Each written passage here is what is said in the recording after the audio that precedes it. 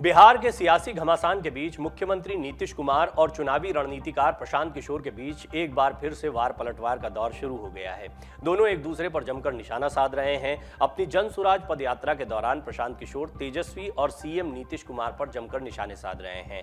नीतीश कुमार ने बड़ा खुलासा करते हुए कहा था, जेडीयू को कांग्रेस से मिलाना चाहते थे प्रशांत किशोर के आरोप पर बिहार के मुख्यमंत्री नीतीश कुमार ने पलटवार करते हुए बड़ा बयान दिया और बड़ा खुलासा भी माना जा रहा है इसे। सीएम नीतीश ने पीके पर भारतीय जनता पार्टी के लिए काम करने का आरोप लगाया है। उन्होंने ये भी कहा कि प्रशांत किशोर ने उन्हें जेडीयू को कांग्रेस में मिलाने की सलाह दी थी। नीतीश कुमार ने पीके के इस दावे को भी खारिज कर दिया कि वो उन्हें अपना उत्तराधिकारी बनाना चाहते थे और इसके लिए उन्हें ऑफर दिया गया था।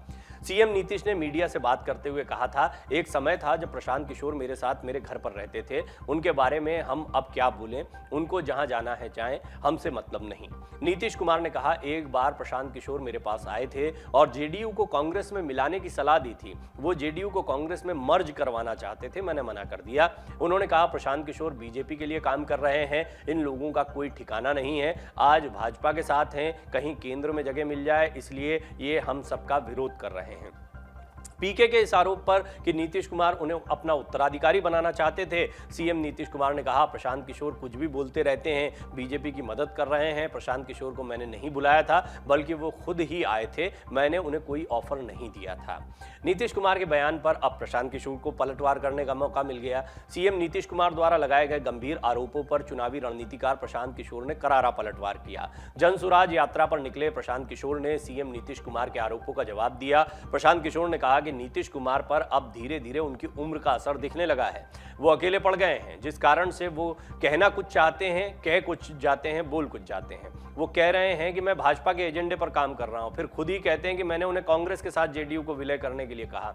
मैं अगर बीजेपी के एजेंडे पर काम करूंगा तो कांग्रेस और जेडीयू को मजबूत करने के लिए उन्हें एक साथ विलय करने को क्यों कहूंगा।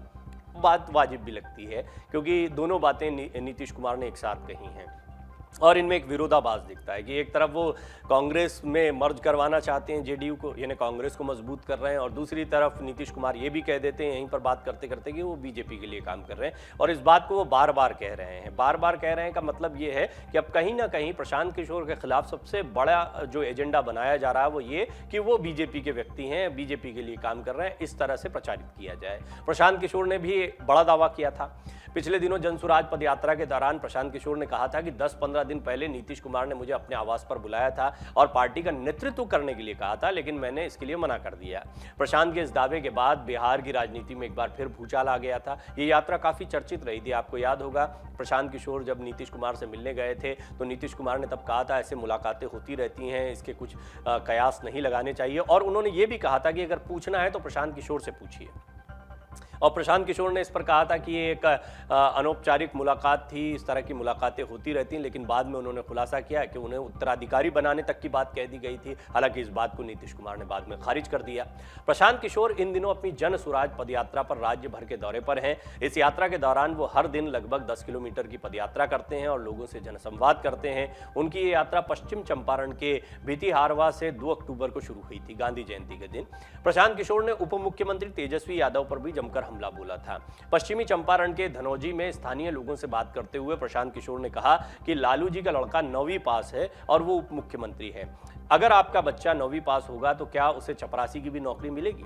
इस पर वहां मौजूद लोगों ने नहीं में जवाब दिया था। पीके ने लोगों से बात करते हुए कहा कि तेजस्वी यादव को बिहार का उप मुख्यमंत्री बनाया गया है तो इसके पीछे एकमात्र वजह यह है कि वो लालू प्रसाद यादव के बेटे हैं। इसी वजह से 9वीं पास होने के बावजूद तेजस्वी यादव बिहार के डिप्टी सीएम बने हुए हैं।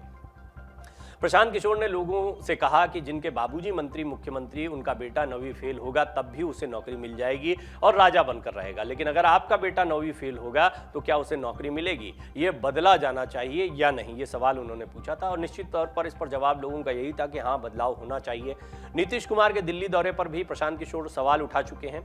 कुछ दिन पहले ही प्रशांत किशोर ने मुख्यमंत्री नीतीश कुमार के दिल्ली दौरे पर सवाल उठाते हुए कहा था कि केवल नेताओं से मिलने और साथ में चाय पीने से राष्ट्रीय राजनीति नहीं बदलती है। उनके इस कदम से जनता के ऊपर कोई फर्क नहीं पड़ने वाला है। प्रशांत किशोर ने कहा था कि नीतीश कुमार ने बिहार में कोई विकास नहीं किया है, बिहार आज भी पिछड़ा राज्य है। नीतीश कुमार बगैर सरकारी सुरक्षा के निकल जाएं और फिर उन्हें विकास समझ में आ जाएगा।